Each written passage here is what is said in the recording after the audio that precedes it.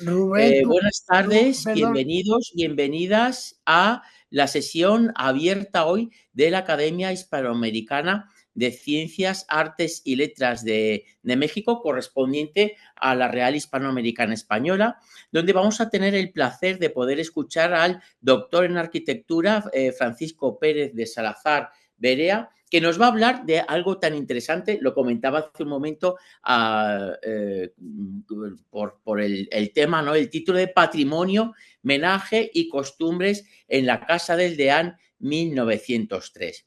Bueno, yo creo que todo el mundo conoce sobradamente la trayectoria del doctor Francisco Pérez de Salazar, pero simplemente dar unas pinceladas para ubicarlo, para contextualizarlo, puesto que estamos a una persona extraordinariamente especializada en el tema que va a abordar, no solo, como nos contará él, por una vinculación personal, lo cual pues ofrecerá ese plus de pasión, de conocimiento, ¿no? De esa información tan interesante que nos va a ofrecer, sino, bueno, pues estamos ante una persona profundamente implicada con el patrimonio arquitectónico. No en vano se doctoró en arquitectura con mención honorífica y medalla Gabino Barreda por la UNAM. Y bueno, pues desde ese momento comenzó su trabajo en ese ámbito del patrimonio arquitectónico, desarrollando, llevando a cabo importantes y notables trabajos de restauración y habilitación en el ámbito museístico, patrimonial, en, bueno, pues tanto instituciones museísticas como en edificios absolutamente de referencia. Por todo ese trabajo en que no solo ha tenido la capacidad de desarrollar desde una parte, desde un punto de vista práctico, sino también teórico, es lo que le ha merecido ser miembro no solo de la academia en la que hoy imparte esta lección magistral, sino también de la Academia Mexicana de Genealogía y Heráldica, de la que doy fe, un extraordinario conocedor, no solo de la mexicana, sino también de la española. Es académico de la historia, que es académico correspondiente, y es miembro también de la Academia Nacional de Arquitectura, de la que es académico emérito. No solo eso, también me voy a permitir, querido Francisco, decir que eres una persona con unas capacidades humanas extraordinarias, con una conversación maravillosa, y esas personas que no hay ninguna inquietud, ningún tema que no aborde con un absoluto conocimiento, pasión y con una capacidad de enseñar y educar absolutamente maravillosa. Así es que, querido Francisco, somos todo oídos y vista también para la presentación que nos vas a compartir. Muchas gracias y también, bueno, dar la bienvenida a todos los amigos y amigas que nos siguen y especialmente a los académicos que hoy están, que están con nosotros, como es el caso de Nuria Salazar, Virginia Aspe, saludar también a Omar Moncada, y se me escapa, me parece, me vais a permitir porque voy con la lista y no quiero quedar mal con nadie, pero creo que Martín Ríos. Pues como decimos, seguro que a lo largo de tu intervención se irán incorporando también más público, más personas, y con mucho gusto procedemos a escucharte. pues muchas gracias. Un honor que mi querido amigo Javier García Luengo me haya presentado desde allá, desde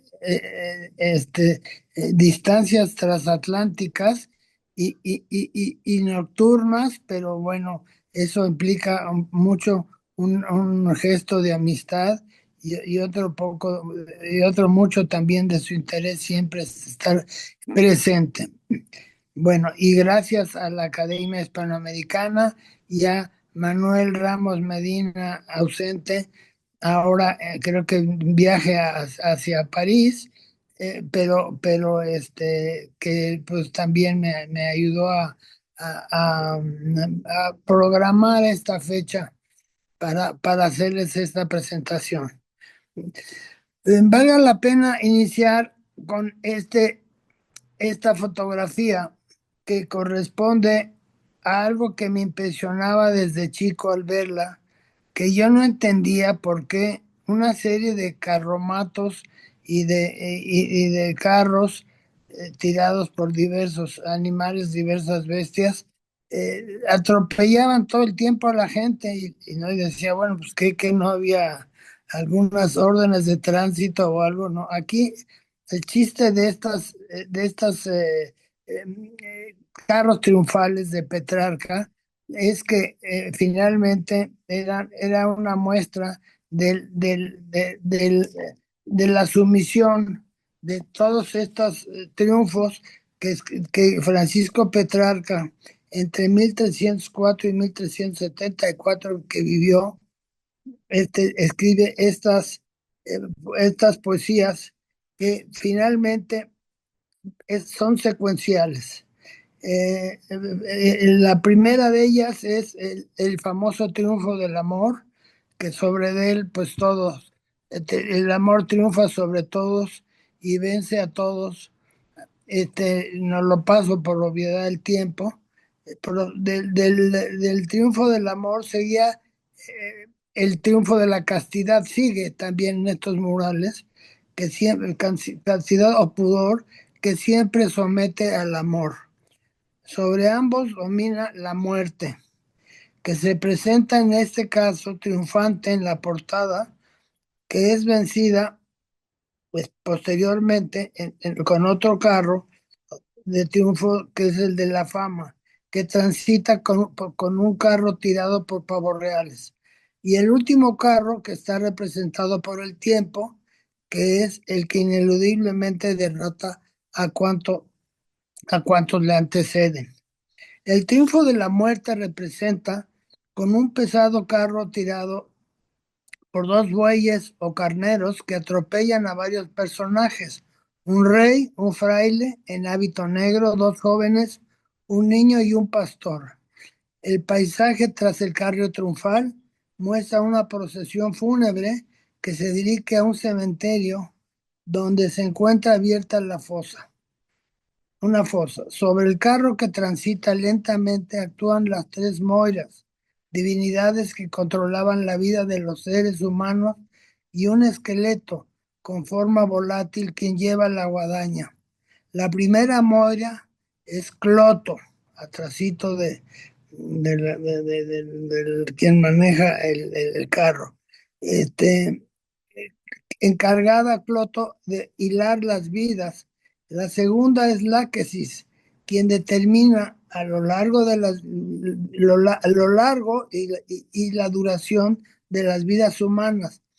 Y finalmente está Atropos, quien corta el hilo conductor de la vida, o sea, quien cuando corta algo en ese momento deviene la muerte, según esa mitología. Bien, vamos a entrar un poco al contexto, un contexto histórico de Puebla, que es donde se da estos murales en la casa del deán Tomás de la Plaza. Puebla, fundada en 1531 para españoles y por españoles, es la segunda fundación seguida de México sobre las ruinas de Tenochtitlan. Años después de su fundación, ya en estos terrenos se encontraba ya radicando en la ciudad del Deán de la catedral don Tomás de la Plaza Goes, personaje de este relato, quien había servido durante 2 décadas en los curatos de Oaxaca. Hacia 1590, la ciudad contaba con 73 familias españolas y una traza original de 120 manzanas. Cada manzana constaba de 8 lotes idénticos, cuadrados, de 50 por 50 varas, el equivalente, varas castellanas, a cerca de 1720 o 1730 metros cuadrados. En la segunda mitad del siglo XVI y buena parte del XVII fueron conocidos como el siglo de oro de Puebla. El auge del cultivo del trigo en la villa de Atlisco y ciudades circunvecinas la hacen verdaderamente sustancial para el mantener el resto de las fundaciones que se venían realizando. También Puebla fue fuerte en la explotación ganadera, particularmente en la de los cerdos, la fabricación de paños y sedas y la producción de sus molinos. el comercio de la grana cochinilla, que resultó ser el segundo producto más importante que durante casi 200 años produjo más ingresos a la corona por su venta y exportación hacia, fundamentalmente hacia Europa. Y la ubicación de Puebla también en una medianía interesante, una entre el puerto de Veracruz y puerto de Acapulco, que eran finalmente parte del entonces obispado de Puebla, que era inmensamente rico y extendido. Y la otra, pues obviamente, su distancia entre Veracruz y la Ciudad de México. O sea, fue un cruce obligado para el comercio ultramarino e intercontinental. Por otra parte, ya en el 17, la evolución intelectual fue fundamental. El gran líder de ese siglo fue don Juan de Palafox y Mendoza, obispo que quien donase esa maravillosa biblioteca que aún se conserva y que es sin duda alguna de esas fechas la más importante en México y, y también en este siglo la medianía racial que era razonablemente balanceada entre españoles y mestizos, que esto era un tercio, otro tercio de mulatos y negros, y el último tercio era el de todos los ciudadanos indígenas de Cholula, Calpan y Huejotzingo. Hacia 1903, ya el siglo XX, bueno, perdón, me brinqué aquí algo importante. Este, en el siglo XVIII, cuando la ciudad decayera notablemente a causa del incremento de la producción de trigo en las regiones del Bajío, Puebla decayó en importancia, perdió el control de los estancos de los naipes y del azogue, o sea, el mercurio, y posteriormente también la Feria de la Nao de China, que anualmente acogía a la ciudad de Puebla para vender todos sus productos que arribaban desde Acapulco. La centuria del 19 sería más problemática aún a causa de la inestabilidad. Más de 50 años que la ciudad fue sitiada militarmente en 11 ocasiones, con las eh, oposiciones centralistas versus republicanos o liberales versus conservadores. Pero, pero el daño principal en el siglo XIX estaba dado con la guerra de independencia al secularizar los bienes de la iglesia. La iglesia era el principal banco que existía en la Nueva España. Su financiamiento se vino abajo y en lo particular Puebla sufrió mucho. Ya la paz porfiriana fue un cambio sustancial y tranquilizante para muchísimas familias.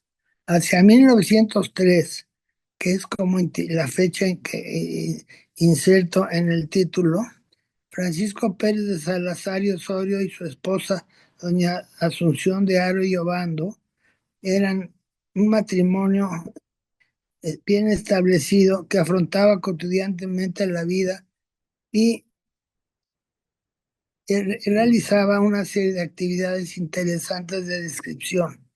Esta vieja casa que ellos habitaban era circunstancialmente la casa del deán. Don Manuel Toussaint, un ilustrísimo investigador de la Universidad Nacional de México, mencionó que esta casa era la única propiedad habitada en el país por la misma familia desde su ocupación en 1580. En un dintel del segundo cuerpo está la fecha perfectamente indicada, que es cuando se inauguró esta vieja casona. Esta casa subsistía sobre la calle del Deán, hoy calle 16 de septiembre, haciendo esquina con la calle de la Limpia Concepción, hoy calle 7 Poniente. Eh, la casa finalmente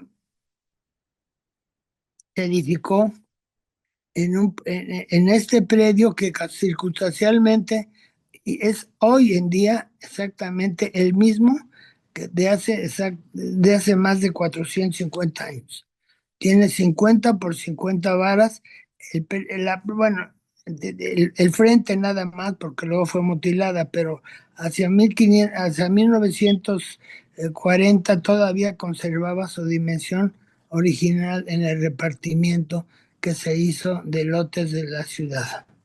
La casa la construyó un notable arquitecto español llamado Francisco Becerra, quien fue después el maestro mayor de la iglesia catedral, aunque por ahí algunos autores dicen que fue de alguno de los dos hermanos Arciniegas, arquitectos que vinieron con la corte que mandó la corte que vinieron con la corte de Carlos V a España, y de ahí viajaron hacia la Nueva España. Esta señorial casona, que ya ven ustedes aquí la fachada, construida en dos cuerpos, adolece de su remate que fue mutilado por ostentar blasones heráldicos del Deán, según la prohibición originada en 1826. La portada se concibió incluyendo un amplio marco de ingreso sobre la calle del Deán, con dintel recto soportado por dos columnas estriadas con capitel dóricos, a su vez apoyadas en sendos pedestales cúbicos, rematando el portón de acceso, un entablamento con su dintel coronado con cornisa que aún soporta el balcón central que antecede a un marco labrado con jambas decoradas a base de sillares almohadillados y tras un excepcional barandal de hierro con columnillas candelabro forjadas en la ciudad española de Madrid. Este marco del segundo cuerpo está flanqueado por dos columnas estriadas en estilo jónico, rematado por un entablamento con su arquitrabe, friso y cornisa, que aún reciben en su lecho superior dos urnas sobre pequeños pedestales que flanqueaban al escudo nobiliario guarnecido por dos leones rampantes. Otros dos elementos decorativos notables de este estilo herreriano corresponden a otro par de pedestales rematados con sendas esferas labradas a un costado de las columnas jónicas. En los extremos, también del segundo cuerpo de la portada, se ubican dos ventanas con discretos cerramientos a base de arcos góticos conopiales y veneras labradas que se alojan en el tímpano de los respectivos frontones, que vuelan sobre las dos ventanas que ya mencionamos. Estos dos voladizos se rematan con tres acróteras con bolas y pináculos, también de notoria influencia herreriana. Fue así que esta casa, tal y como la describo, sobrevivió hasta el siglo XIX, exornando la sede de una capellanía laica. Una capellanía, ya saben ustedes que es fue una fundación virreinal que con una dotación económica buscaba perpetuar el servicio católico permanente de la familia, ofreciendo mediante un canónigo quien ofrecía misas y servicios sacramentales. Esto estaba regulado por un juzgado de capellanías que dictaminaba cuando el sucesor de esa familia fuera el más adecuado para continuar con la misma labor. Originalmente, esta casa produjo rentas y fondos para mantener un salario para el que el capellán desempeñara sus actividades. A partir de junio de 1826, le tocó ser patrona de la capellanía a doña Guadalupe Venegas de Espinosa, familiar, por cierto, del virrey Venegas.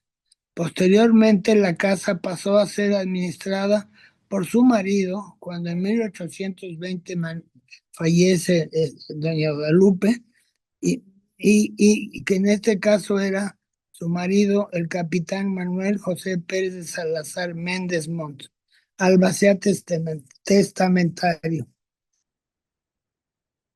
Ahora viene, vamos a entrar a ver la casa. Aquí ven ustedes, casualmente, de principios del siglo, en el catastro se había mandado a hacer esta minucioso levantamiento, que es raro encontrarlo, pero creo que tenía una razón. La casa estaba heredada a varios hermanos y de 7 hermanos hombres, además de mujeres, de las mujeres las dotaron con otros pertrechos y dotes. Pero en este caso, para repartir los espacios, me imagino que notarialmente o de alguna forma más correcta. Entonces, pues puedes ver los 50 por 50 varas, donde en la planta baja, sobre la acera oriente, estaba el zaguán, la portada principal, y los locales que rentaba este, la familia para apoyar el mantenimiento de esta casona. El resto eran servicios, y en la esquina superior izquierda se ve una fracción que fue en esos años asignada a don Agustín, hermano de Francisco. Don Agustín fue un notable médico familiar en la ciudad de Puebla. Eh, Bien, siguiendo la descripción de la casa,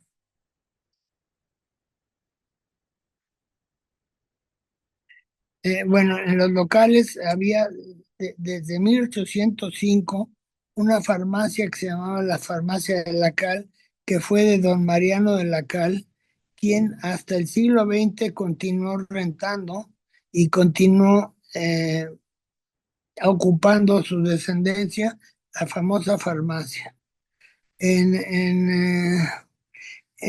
Además de don Francisco, quien vivía en la planta alta, y de don Agustín, que ya mencionamos, había un tercero de los hermanos que tenía ahí sus caballos y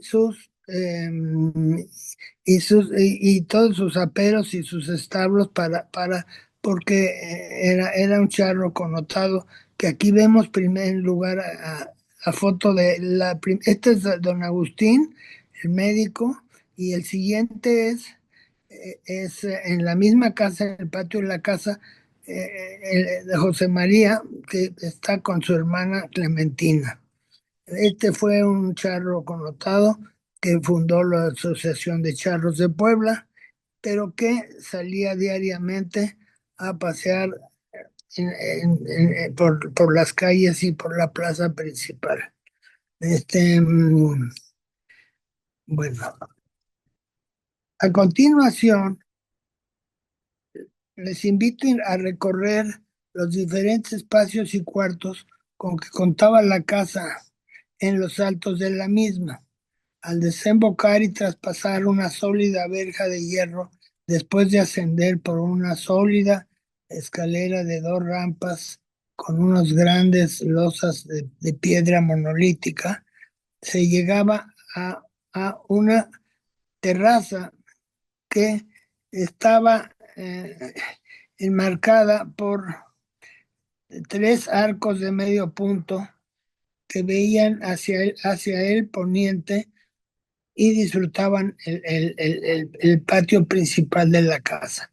Curiosamente, en este patio, y como una casa del siglo XVI, no había corredores. En Puebla no se usaron mucho los corredores porticados en la planta baja, sino más bien se usaron corredores mensulados a veces, y en este caso a- empotrando unas grandes losas monolíticas de basalto muy abundantes en el perímetro de Puebla. Entonces, volvemos a la terraza. Decía que con tres arcos de medio punto soportados por fustes monolíticos de basalto y con una balaustrada calada, otro prototipo muy típico de Puebla, sobre pretiles de tabique rojo, que aquí se ve en una pintura rústica que era de una fracción del patio, cómo calaban los barandales.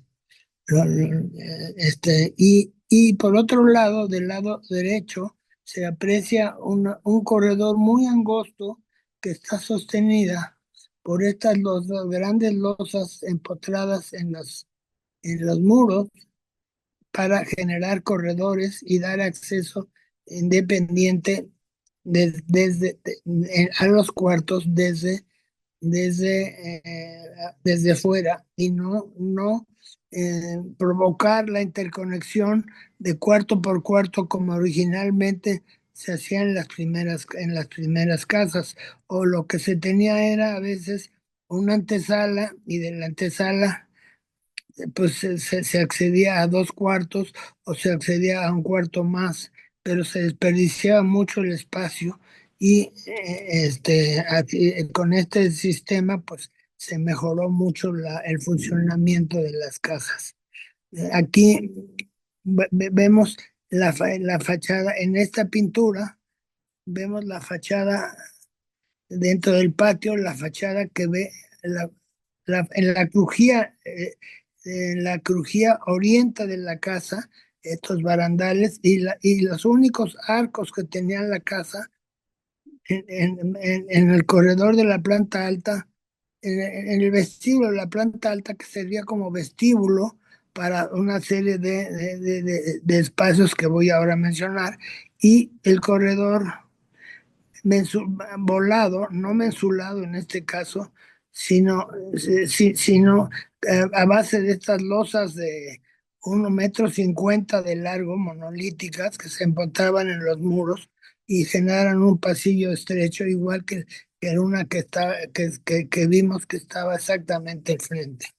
Bueno, en este pasillo, en este vestíbulo que llegamos a partir de la escalera, había una serie en la terraza, una serie de helechos con macetones de talavera poblana que alternaban con pajareras de canarios, jilguerillos y sensontles, sumándose a los murmullos del viento. También se ubicaba un tresillo austriaco a manera de sala de espera informal, y un lebrillo de talavera sobre una mesa de hierro colocado para que el visitante se refrescara y se aseara. Hacia el norte de la terraza cubierta se encontraban dos cuartos que contenían a la biblioteca y el despacho de don Francisco, quien ahí atendía sus asuntos, a excepción de un pequeño local en los bajos, donde se hacían pagos y atendían asuntos de la hacienda de Capulac, en el distrito de Tecali, y de otras propiedades. El Charrito Francisco, pues, era por supuesto un nacido visitante de estas haciendas que no estaban muy lejos de la ciudad, estaban a 2 horas a caballo, y de otra también que había en la ciudad de Atlisco. Desde la terraza cubierta hacia el poniente, dos puertas precedían a la sala de asistencia, también llamada antesala, que se destinaba para recibir a los visitantes de confianza. Otra puerta que permite el ingreso al salón recibidor con acceso al balcón central de la portada y amueblada con dos poltronas bien tapizadas y un juego de cuatro sillones poblanos. Al centro de la sala, una gran mesa baja con profuso plumeado de granadillo y cedro rojo, donde se exhibían varios pisapapeles con fondo pintado de paisajes y ruinas romanas que adquirieron en Italia tío y abuelo académicos de la vieja Arcadia romana. En este salón no podía faltar un piano alemán que hábilmente tocaba doña Asunción para sus invitados. Conectaba el recibidor hacia el sur con el salón principal que contaba con tres puertas y sus balcones, con vista a las dos calles que hacen esquina. Ya en el salón principal descollaban un par de secreteros extraordinarios, un imponente candil de plata, una pareja de espejos poblanos y un par de cómodas de marquetería. Después de admirar un venerado óleo sobre lámina de cobre que representaba a la Virgen de Guadalupe, se invitaba a pasar al comedor cruzando por el salón de pie, de té. La familia veneró siempre fue muy guadalupana. Este, ya sentados los comensales en el comedor, previo al servicio de la comida, se ofreció un jerez y vino acompañado a los antojitos de Tato, la dorada cocinera. Desde la cocina, armarios de palos reflejaban el brillo de la loza verde de Oaxaca y colgando en las paredes ollitas y pozuelos, cacharros de cobre, mosquiteros y un tablón para secar los quesos y los ates. Sobre el desarrollo del pasillo sur se daba acceso al antecomedor, el cual representaba un vano sin puerta antes de acceder al comedor. En esta sala vestibular estaba montado un pequeño oratorio con reclinatorios, un altar con esculturas de la Asunción de la Virgen y escultura de San Ignacio Loyola y de un viejo Cristo de madera tallada con la advocación del Señor de las Maravillas. Era costumbre en este caso muchas veces antes de entrar a comer hincarse y persignarse frente a a este altar para agradecer a Dios los alimentos. En la casa de los abuelos se comía en la mesa más pan que tortillas. Se ofrecían aceitunas, quesillos, algún embutido español y rajitas de aguacate. La comida, matrimonio bien llevado de lo francés y lo poblano, comprendía cinco tiempos. La infaltable sopa aguada de fideo de migas, albondiguitas o papa con la sopa seca de arroz y pasta. De tercer plato, un guisado, cohete mechado, filete, pollo, pacholas o albóndigas, seguido del antojo que podían ser molotitos o quesadillas, y el dulce, que no postre, consistente en un flan, una compota de frutas, requesón con melado y torrejas. Para sábados y, y santos, lomito adobado, jamón de Westfalia, filete miñón, huevos reales, suspiros de monjas, cocada de yemas y bizcocho de borracho. Por cierto, el suspiro de monja también se llamaba se llamaba elegantemente a las flatulencias. Se tomaba agua y, y aguas frescas a veces, agua del tiempo de tomillo y hierbabuena, a veces vino, más adelante cerveza, siguiendo la costumbre de las cosas buenas. El pulque solo se probaba de vez en cuando y eso en el campo. Volviendo a la terraza de origen sobre el costado sur del patio, se construyeron a finales del siglo XVII los dos pasillos que ya mencioné anteriormente, soportados por grandes losas monolíticas de basalto de 50 centímetros de ancho por 5 centímetros de espesor por unos 50 metros de largo, empotradas en los muros de la casa que las recibían al final del corredor. Y hasta el final del corredor, y a donde se encontraba la cocina y el fogón. Sobre el costado norte del patio, otro pasillo en voladizo con acceso a dos recámaras para los hijos varones y para su única hija, así como otra recámara para huéspedes que coincidía frente al cuarto del fogón y la carbonera, mediendo entre ellas una amplia azotehuela con tres destiladeras o filtros de agua montadas sobre bancos de madera.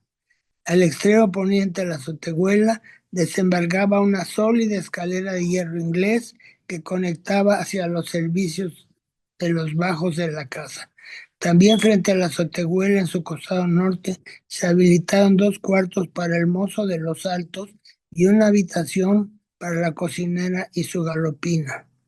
Entre las dos recámaras para los varones y huéspedes se instalaron para hombres y mujeres los baños con sus apartados correspondientes, hablados con lavabos, WC y tinas ovales de fierro colado, esmaltado, llaves de porcelana y bronce, espejos de pequeño formato, solo para el baño de hombres. Las mujeres no los tenían por cuestiones de pudor. Los pisos eran de mosaico francés en ajedrezado blanco y negro, y en los muros también franceses, azulejos de blanco brillante.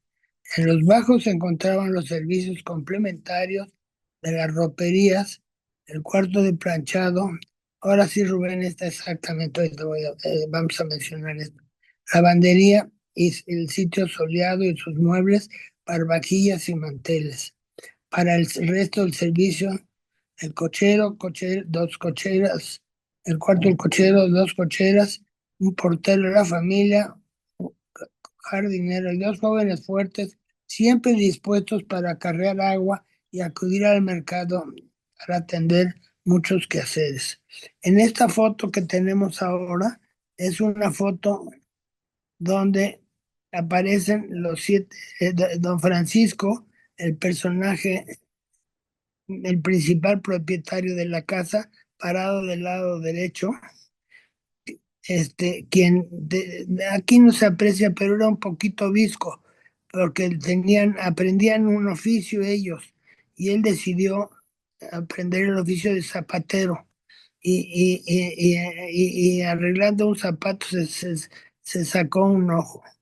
Luego aquí están del lado el extremo izquierdo, el doctor Agustín y el charro, pues ya entenderán cuál es el que está parado allá con unos grandes bigotes. Al fondo, la, la pintura, la venerada pintura de Cabrera de la Virgen de Guadalupe. Bien, volviendo a la descripción, atrás hay algo importante, atrás de estos tapices, años después, se descubrirían los maravillosos frescos. Estos tapices franceses tapaban los frescos que seguramente habían sido también cubiertos anteriormente por alguna razón, probablemente sanitaria, de alguna de esas tifos o esos sarampiones que llegaban, y que pues la idea era pintar todo de blanco para hacer más salubre y menos contagiosa la epidemia. Bueno, decíamos que también frente a la azotehuela se habilitaron dos cuartos para el mozo Los Altos y la cocinera, ya habíamos dicho. En las dos recámaras para varones y huéspedes se instalaron los amueblados de los lavabos y el perqueto y los muebles de pequeño formato, ya lo había dicho. En los bajos se encontraban los servicios complementarios. Las roperías, el cuarto de planchado, lavandería con sus pisos soleados, los muebles para vajillas, manteles, bodegas y habitaciones para el resto del servicio, cochero y dos cocheras, etcétera. De fuera venían la lavandera, la costurera y a veces la molendera. Finalmente, existía un cuartito con un placer o pequeño tanque forjado en mampostería de piedra, revestido de azulejo talavera, muy cercano al aljibe de la casa y de los baños de servicio. Ese placer era, era o de fines del 16 o de principios del 17.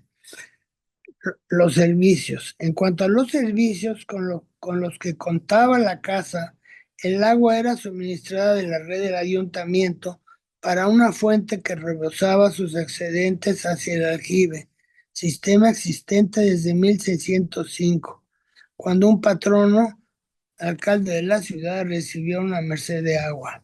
Y a fines del siglo XVIII, ascendientes de don Francisco recibieron permiso de cavar un pozo que se ubicaba cerca de la colindancia poniente.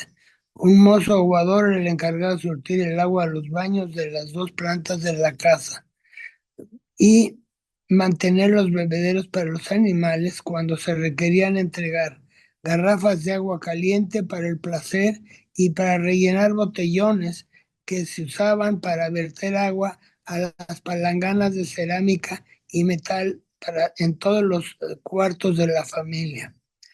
Para los servicios del WC, voy a hacer un paréntesis. Esta foto es cuando el único hijo sobreviviente de don Francisco y de doña Asunción, que de cariño a don Pancho y doña Chonita, llevaron a su hijo a recibir la comunión. Habían tenido dos hijos anteriormente, pero doña Chonita era una mujer sumamente religiosa. Le dijo a Dios, le rezó a Dios y le dijo que era muy feliz, que por favor le mandara una prueba. Y entonces esa prueba fue que les vino una epidemia de sarampión y mató a sus dos hijos de 3 y 4 años y sobreviviendo, quien nacería después, este niño, que luego sería Francisco Pérez Salazar Idearo, el descubridor de los murales de la casa y el que unificó la casa a lo largo del tiempo. Bueno, decíamos, volviendo a los servicios de la casa, existían letrinas en los bajos que se limpiaban de agua disponible y los calentones de hierro colado manufacturados en Inglaterra o Norteamérica, que se alimentaban con leña u ocotes de maíz. La iluminación era a base de lámparas de trementina para los bajos. En todos los cuartos de los altos ya se había instalado una moderna red de gas. Desde 1888, en la ciudad ya se encontraban iluminadas las calles. La casa contaba con su teléfono Ericsson, que conectaba con los escasos establecimientos y residencias de recursos. El medio de comunicación era la mensajería, el telegrama y el correo postal. Los ajuares y la decoración. El eclecticismo en la decoración, producto de ajuares y maravillas heredadas, así como por los viajes de ilustración que realizaron algunos miembros de la familia a partir de la segunda mitad del siglo XIX, se exhibían como trofeos.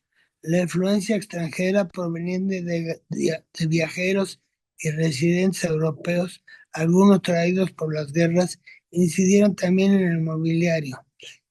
Los candiles de Baccarat, los bronces franceses y austriacos alternaban con grabados y litografías, algunos de ellos de notable producción local, como las dos famosas vistas interiores de la Biblioteca Palafoxiana, diseñadas y grabadas por don Lorenzo Sendejas y el notable artista José de Nava. En el dormitorio de la niña se encontraba, pasamos por la foto, este ajuar, un ajuar chino donde descayaba una cama de camino. En este caso, esta cama aquí se presenta como si fuera una cómoda, pero en realidad toda la cama se guardaba dentro del baúl. Era una cama para viajeros, para un viajero importante que llegó con la nao y se compró en Puebla. O sea, algún chino pues la trajo y quedó en la familia. Prácticamente nunca se usó porque estaba destinada para la niña difunta que, que tempranamente murió de sarampión. Pero vean la maravilla de esta camita, esta cama de viaje, como les decía. Y toda la cama, pues la queda en negro, con aplicaciones fitomorfas de pintura, el polvo de oro, todo en un bello diseño chinesco. En el siglo XVIII, los muebles de factura local se transformaron, agregando color a las maderas con el nogal, cedro o brasil, que se explotaban de los bosques de Huitlalpan y Huauchinango. El empleo de la caoba y sus variante se puso de moda en este mismo siglo debido a los ebanistas ingleses y novohispanos, quienes demandaban el suministro de maderas preciosas provenientes de las selvas de Campeche, Yucatán, Cuba, Honduras y Cuba y Honduras. Algo notable era un arcón proveniente de San Ildefonso de la Sierra Alta de Oaxaca, donde extraordinarios ebanistas fabricaron bargueños y baúles que se comerciaron en las casas para las casas generales de la Nueva España y también para el mercado de exportación. Hay más muebles de estos en Europa que aquí en México. Era tal su calidad, eran muy codiciados y cuestan hoy en día cantidades eh, exorbitantes. El mobiliario con que vistieron la casa Don Francisco y Doña Asunción se incluían diversas artes aplicadas como láminas de tecal y espejos asogados en estilo veneciano, los candiles de vidrio soplado, la laca de los artesanos de Olinalá en este caso más que de Michoacán. ¿Por qué? Porque Olinalá era un tributario de diezmo del obispado de Puebla, que es Guerrero, y en ese momento Olinalá pertenecía al obispado de Puebla. Y muchos muebles laqueados de Puebla no es laca michoacana, sino laca de Olinalá, que se pintaban los interiores y a veces en los raros casos exteriores de los muebles con estos mismos artesanos que mandaba la población para pagar en especie sus obligaciones de el diezmo. Más adelante también vemos dentro del ajuar, aquí vamos a ver un poema a Petrarca, que este poema muy bonito que escribió, uno de los, el tío, el bisabuelo de don Francisco, que se llamó Manuel Pérez Salazar, quien fuera el, el, el, em, el rector del Colegio de Puebla, que era como el equivalente a la Universidad de Puebla. Este señor fue precisamente un poco como por una cuestión romántica, fue a escribir un verso frente a la fuente de Vaucluse, en la Provenza francesa, donde el poeta Francisco Petrarca se inspiró para escribir entre 1337 y 1353 sus versos definitorios. Lo chistoso es que él escribía esto sin saber que detrás de las paredes de su casa estaban los frescos para este gran poeta italiano. ¿Qué, que fueron descubiertos hasta 1922. En este recorrido, la casa, además de este paréntesis, se apreciaban óleos, láminas y grabados de la producción de 3 siglos del virreinato con obra relevante de Luis Lagarto, Diego de Borgraf, Fray Antonio López de Herrera, Cristóbal de Villalpando, Jerónimo Sendejas y Agustín Arrieta. También se exhibieron algunos recuerdos de personajes de familia, por ejemplo, 2 espadas y un finísimo par de pistolas francesas de duelo que pertenecieron al general conservador don Antonio Dorio Tamariz, quien las había heredado su única hija, doña Asunción. En la sala de asistencia también estaba un ajuar de muebles afrancesados importados de Chicago, Estados Unidos. Se fabricaban reproducciones de los estilos Luis XV y Luis XVI. También 2 papeleras o pequeños escritorios fabricados en caoba, 6 escabeles o taburetes forrados de damasco y un bello óleo de la Plaza Mayor.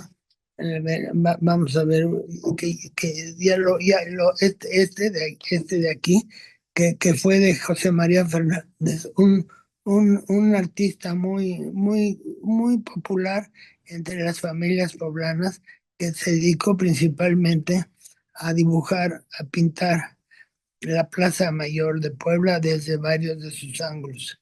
Aquí podemos ver la famosa Fuente de San Miguel, patrono de la ciudad, y una vista desde el norte de la fachada de la Catedral de Puebla. Al fondo, lo que hoy es la Casa de la Cultura, el rojo, lo que es la Casa de la Cultura. Y a un costado de ese edificio rojo, adelante a 50 metros, la Casa del Deán. En el salón recibidor descollaba una escribanía sobrepuesta de ébano y aplicaciones de hueso de res, un juego de sillas de nogal acoginados de represilla, un par de poltronas y 2 lunas asogadas pintadas de una vara de alto. En sus muros descollaban un extraordinario óleo sobre lámina de cobre pintado por el ilustre pintor oaxaqueño Miguel Cabrera, que ya lo mencionamos, enmarcado con un notable trabajo de plata labrada y repujada por un platero de la catedral llamado Lince. En el salón principal, de libreros, escritorios poblanos de principios del siglo XVIII, en estilo barroco inglés, con influencias finas, estaba diseñado. Este párrafo es de la madre de nuestra académica y que también fue académica de la Academia Hispanoamericana, doña Virginia Hermel. Sus palabras aquí están. Estaba diseñado en 2 piezas, la parte inferior a base de una cómoda cajonera de 4 pies de largo y un escritorio batible sobre ella. La parte superior a base de un librero de 2 puertas con espejos y un cornizamiento barroco partido y coronado con estatuas de madera tallada y dorada de medio pie de altura, montadas sobre pedestales torneados. Las maderas empleadas fueron palisandro, palo de rosa, salamandra y ébano, con una técnica muy parecida a la empleada en la sillería del coro de la Catedral de Puebla. Habían pertenecido originalmente al sacerdote y político Miguel Ramos Arizpe.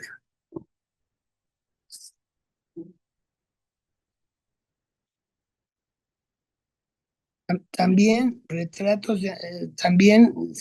se ubicaban retratos de antepasados, como el del capitán Gonzalo Díaz de Vargas, fundador de la ciudad y su primer alguacil mayor, así como otro par de retratos del siglo XVIII de un alcalde y su esposa, y un retrato pintado de Francisco Morales Van den Eyden, del rector del Colegio del Estado, el poeta don Manuel Pérez Salazar y Venegas, hermano de la señora quien recibiera la casa por medio de la capellanía que tuvo el derecho.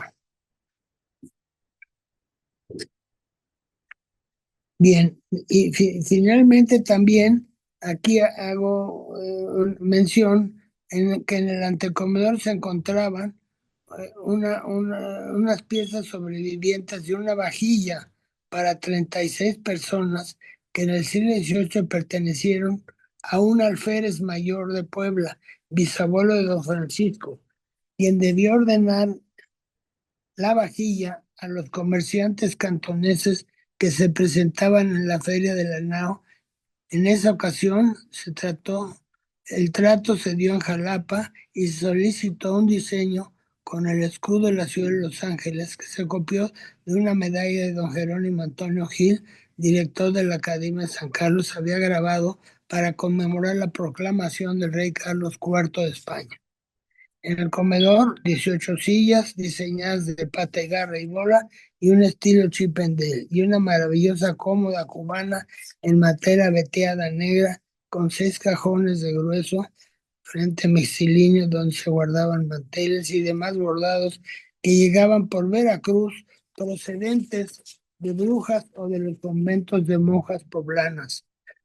También en el mismo comedor se podían apreciar 3 bodegones de Agustín Arrieta, quien plasmó las cocinas del arte culinario de Puebla. Actualmente uno de estos se encuentra exhibido en Nueva York, en la Hispanic Society, y es un negrito que está con su charola sirviendo las viandas de algún propietario.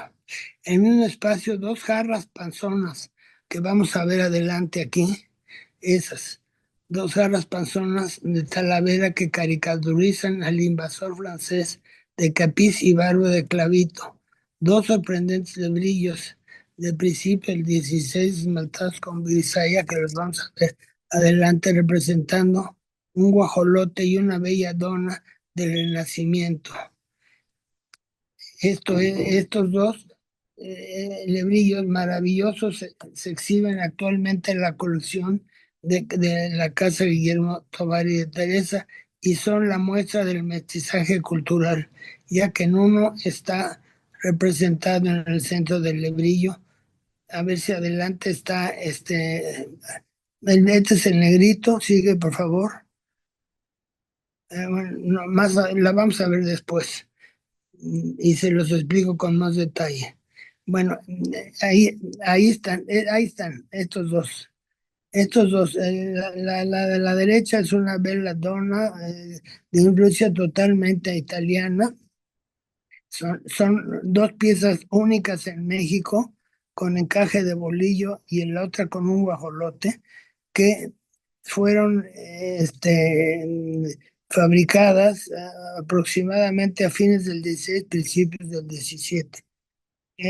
Bueno, en este caso, con mucha habilidad, la fundación, la fundación de Carlos Slim compró la casa íntegramente, que era de Guillermo Tovar, y ahí están estos 2 lebrillos.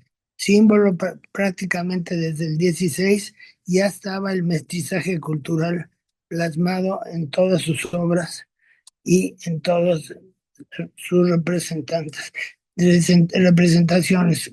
Clara muestra de que Puebla fue uno de los lugares más prolíficos en promover el mestizaje, no solo cultural, sino también de sangre.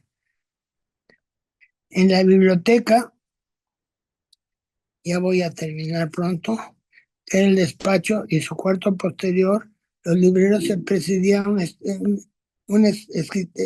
escritorio estilo neoclásico taraseado e inspirado en modelos franco-españoles y un tresillo de cuero negro. Los libreros de ambos cuartos construidos en cedro rojo para almacenar libros de leyes, de historia y de poesía que pertenecieron a los 2 alcaldes romanos ya mencionados.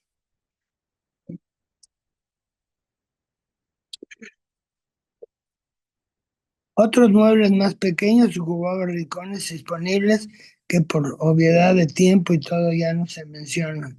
En la recámara principal, una gran cama francesa con sábanas de Rouen, frazadas de Tlaxcala y sobrecama de paño, que igualmente se instalaban en el cuarto de visitas. Y en la cabecera de la cama principal, un Santo Cristo de marfil filipino con su cruz de madera de Zacapoaxtla, cantoneras y corona de plata. Nuevamente el mestizaje de las técnicas con una pieza de las Filipinas. El resto del ropaje para las habitaciones de los altos recurría a base de textiles elaborados en los parajes poblados. Fue así que durante el virreinato la sociedad, preciándose de criolla, tenía los ojos vueltos hacia España, de donde llegaban leyes y modas y acuerdos. En el siglo XIX vivió muchos cambios a los que los abuelos no fueron ajenos.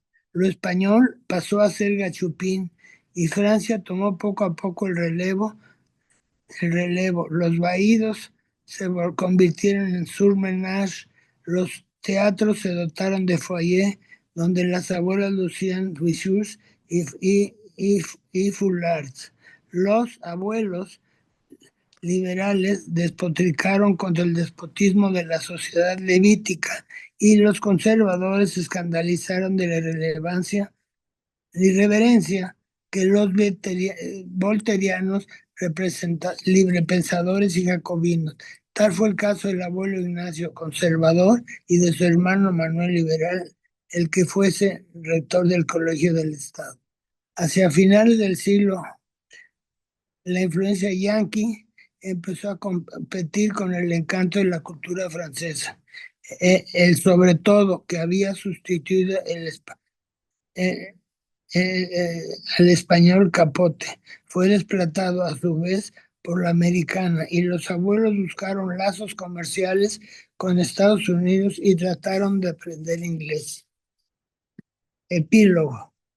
Durante el gobierno del Estado del general Maximino Vila Camacho, se presentó una propuesta insólita para forrar una casa del 16 con barro y azulejo de Talavera. Ante tal aberración y la amenaza de expropiación procedente, ¿no?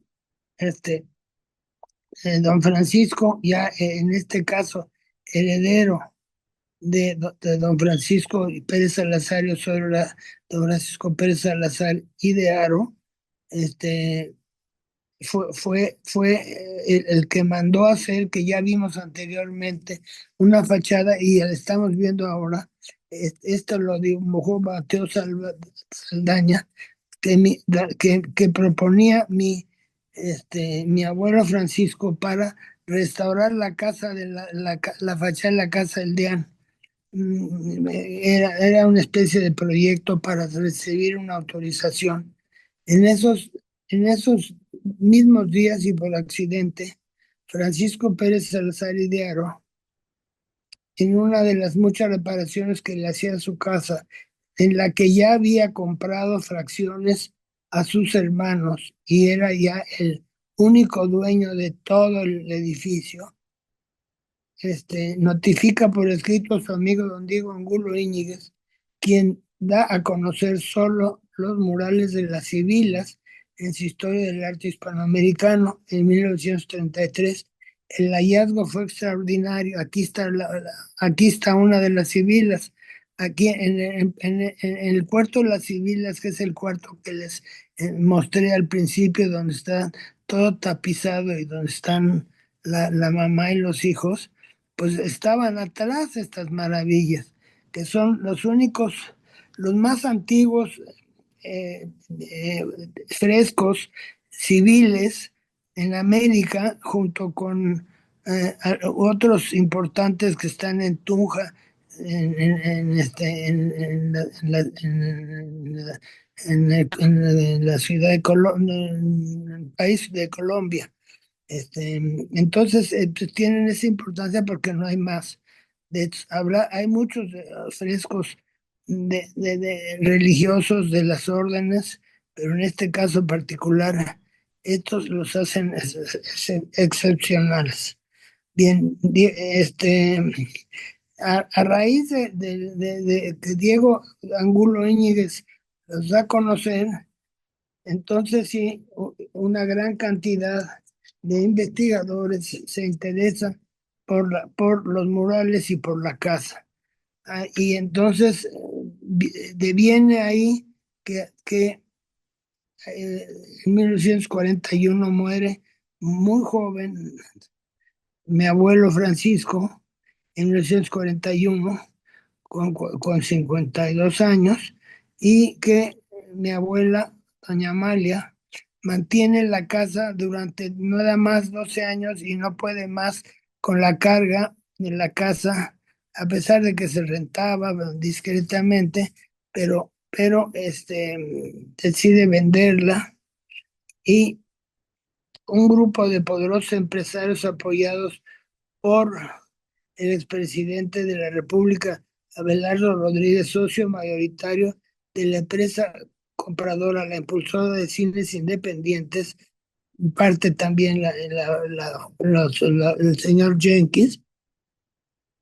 deciden demoler gran parte de la casa, gracias a las intervenciones de don Manuel Toussaint, que ya habíamos mencionado, y de don Francisco de la Maza y de otros personajes.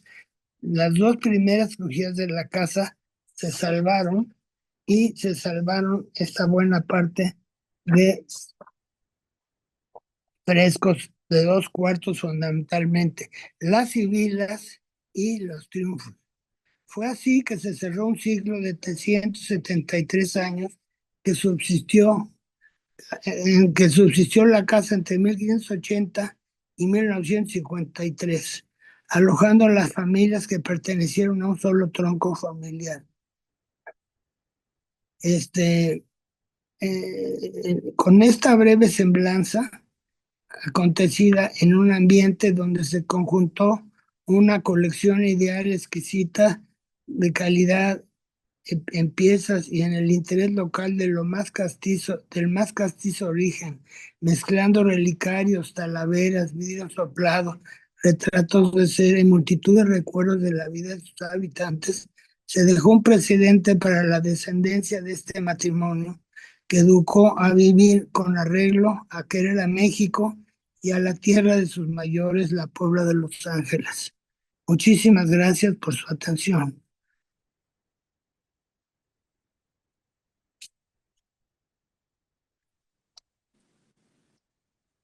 Bravo, Pancho. Gracias, gracias, Virginia. Yo quiero Enhorabuena, preguntar, Francisco. Y Francisco, Muchas enhorabuena. felicidades, Claro. Pancho. qué Felicidades, interesante. Glory, gracias. Tienes la Súper. capacidad, no me he equivocado, de hacer no solo un discurso académico, sino hacerlo desde la vivencia, desde lo personal, y sobre todo nos has demostrado, Francisco, como haces en tu trabajo, la importancia de la interdisciplinaridad, de la mistura, como nos has demostrado que para estudiar el patrimonio es fundamental la arquitectura, pero qué bien has documentado la arquitectura también a través de la pintura, cómo nos hacemos la idea del patrimonio también a través de esa apasionante historia de esas pinturas que aparecieron detrás de esos entelados, y cómo nos has hablado del mobiliario, etcétera, y nos ha llevado pues a esa Puebla que todavía podemos disfrutar, querer y admirar y mucho más de tu mano. Bueno, simplemente decir que yo estoy haciendo un poco de presentador moderador, disculpar a nuestro director presidente de la Academia Hispanoamericana de Ciencias, Artes y Letras, porque hoy precisamente estaba de viaje a París, así es que por eso tengo este honor. Quiero agradecer especialmente, ha habido en torno a unos 50 seguidores, que esto además luego se multiplican porque, como saben bien, estas conferencias se cuelgan en YouTube y se pueden seguir a posteriori, por tanto, los seguidores son muchos más.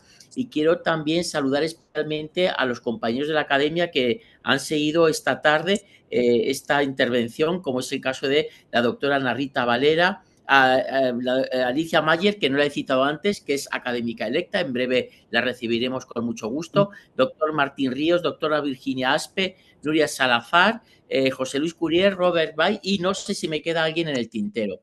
No nos queda mucho tiempo, pero es suficiente para si alguien quiere hacer alguna aportación o alguna pregunta a tenor de la interesantísima Yo, conferencia que acabamos de escuchar. ¿me Ay, das yo, Javier. permiso? Venga, adelante, Virginia. Ah, Virginia Aspe, adelante. luego que acabe Yo, Virginia.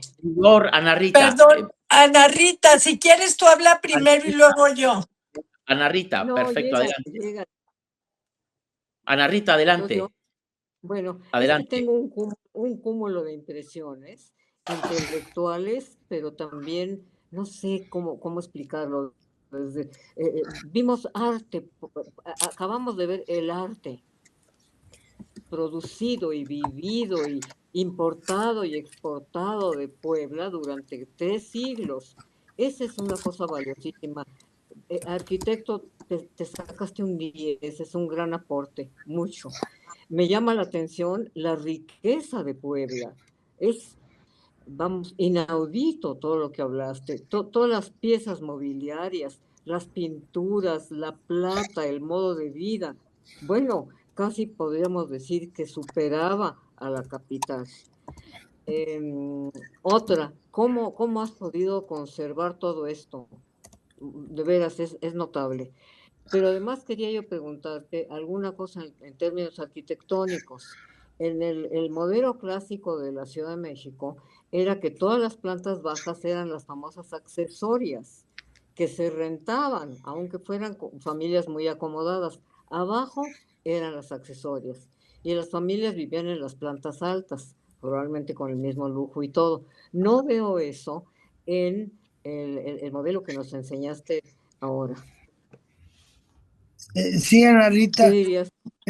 pues parcialmente sí hubo accesorias, no sé, en el siglo XVIII o para atrás, pero en el XIX, sí, todo el frente y la planta baja, el frente que daba a la calle del Obispado, que era la avenida hoy, que es la avenida hoy 16 de septiembre, estaba rentada, pero todo el resto era para tener los servicios de la casa, que la casa pues en realidad era muy amplia, pero pues seguramente el DEAN eh, planeó una gran casa porque pues era una gente que ya vino de España con muchos recursos, Tomás de la Plaza, y además por ahí hay un trabajo de todos sus libros.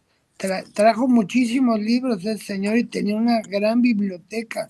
O sea que seguramente tenía ocupada una buena parte de la casa. Sin duda alguna también hay algunos cuartos, unas ampliaciones en la parte, digamos, poniente de la casa que no son del 16, sino que eran, a lo mejor tenía un jardín atrás o algo así, y que se fueron ampliando por necesidades obvias de los servicios que iba requiriendo la casa.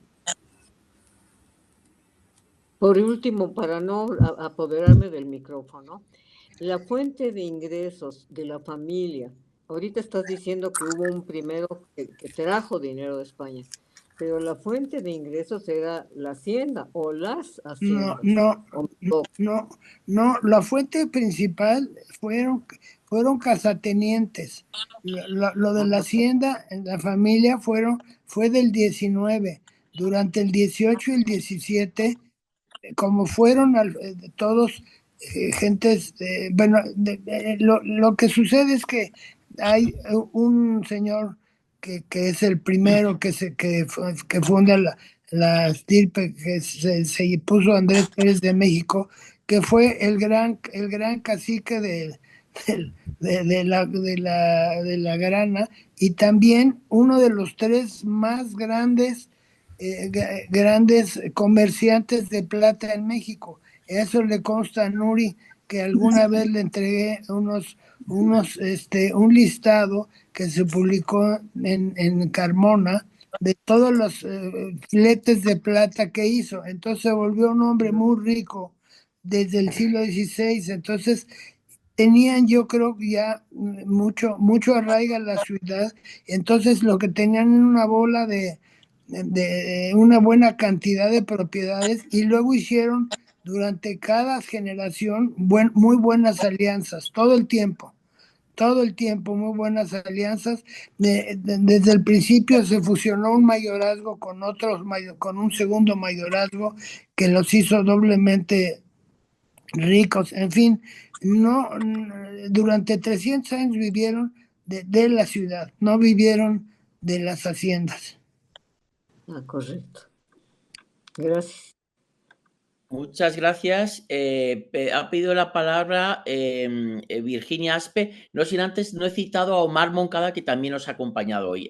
Virginia, adelante. Virginia.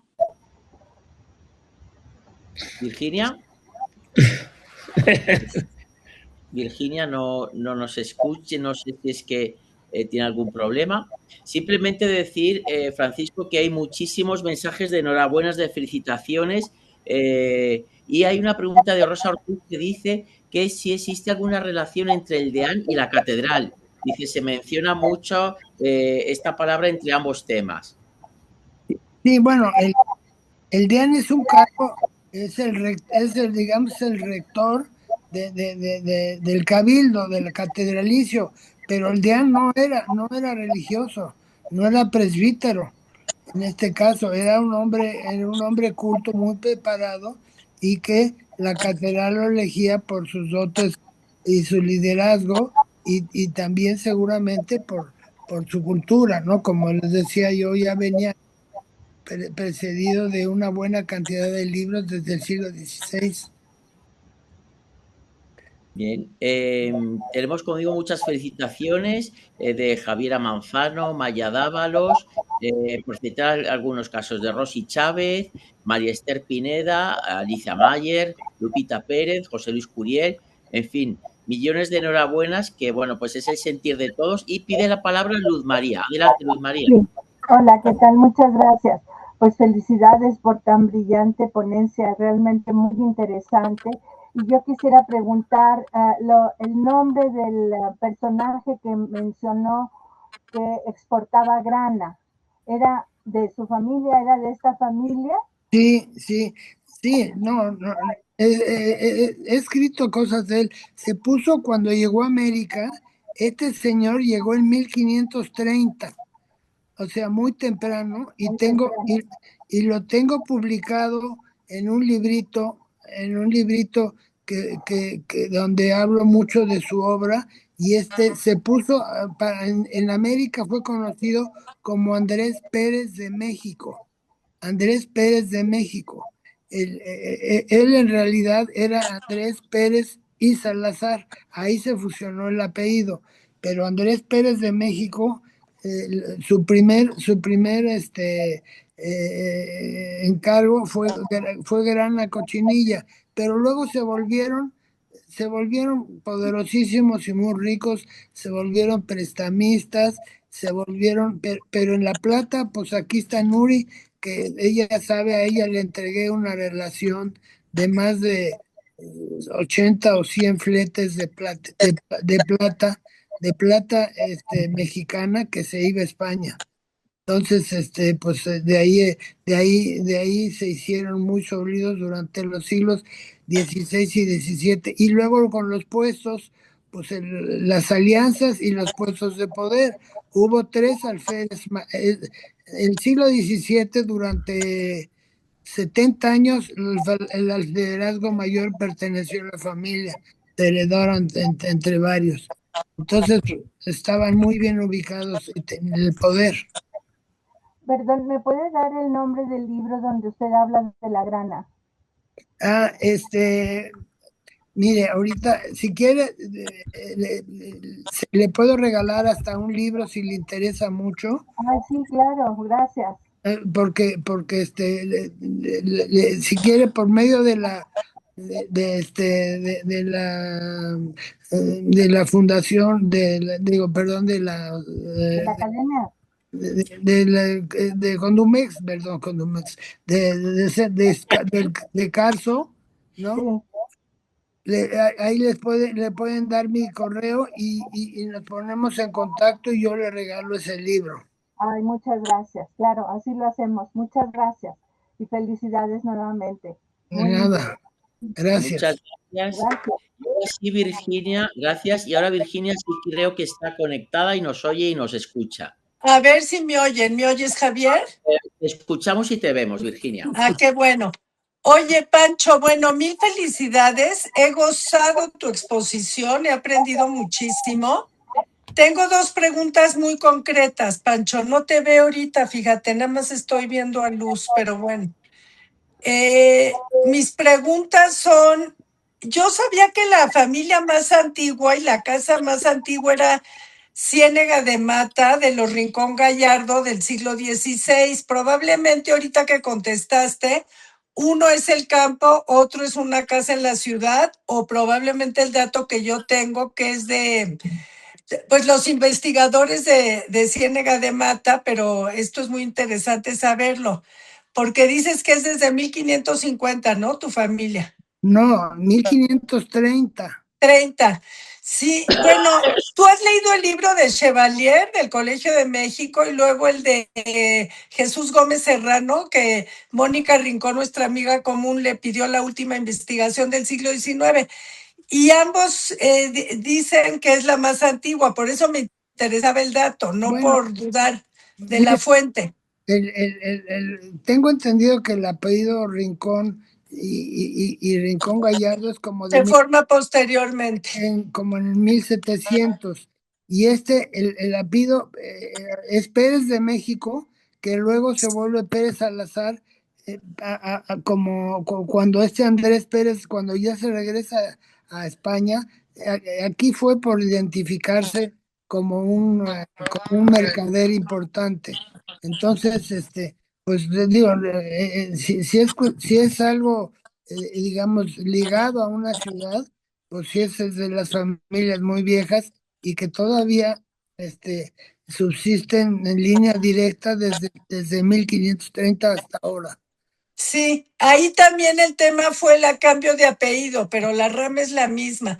Oye, y la otra pregunta, ya eso luego lo platicamos. La otra pregunta es la de la vajilla. Esa vajilla con el escudo que pusiste ahí, Sí, ¿es compañía de Indias o de sí, dónde es Sí, ¿verdad? sí, y esa vajilla, mi abuelo tenía como 36 o 38 piezas de la misma Sí, vajilla. Y algún día platicando con José Ignacio Conde, que él escribió sobre todos este tipo me vajillas, dijo, me compañía. dijo, probablemente los que recibían y los que requerían tener contacto con todas las autoridades, nobleza, etcétera, etcétera, eran los alféreces. Y hay un alférez coincidentemente en esa época, entre 1790 y 1810 o algo así, Ujú, que pudo haber sido el que la mandó a hacer, que pudo haber sido, no tenemos la certeza. Lo, claro. lo chistoso es que se quedó esa buena parte de la vajilla todo en la familia. Entonces, pues deduzco que probablemente eso pudo haber pasado.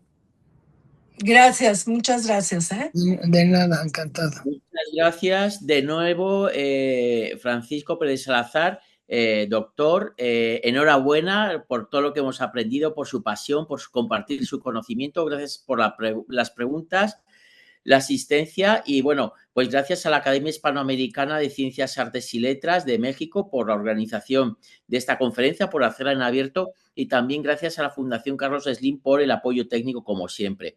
Nos vemos en un mes seguimos compartiendo nuestros conocimientos, nuestra pasión. Muchas gracias a todos y desde España un abrazo de una madrugada bastante calurosa. Un abrazo, por tanto, un abrazo, Javier, Francisco. Javier, muchas gracias Igualmente, ustedes Javier, y a muchos todos saludos. los colegas y amigos. Saludos a todos. Buenas noches. Felicidades, Gracias a Pancho. todos. Pancho, felicidades. Y yo también quiero un libro. Bueno, Felicidades, Pancho. José Luis. Sí, Bueno, lo un que pasa es abrazo. que no sirve mi cámara, pero aquí estoy. Bueno, órale. Felicidades, de veras, un abrazo. Igualmente. Muchas Un gracias. abrazo. Nos vemos. Hasta pronto. Nos vemos. Hasta pronto. Gracias, gracias. Hasta luego y gracias. Váyate.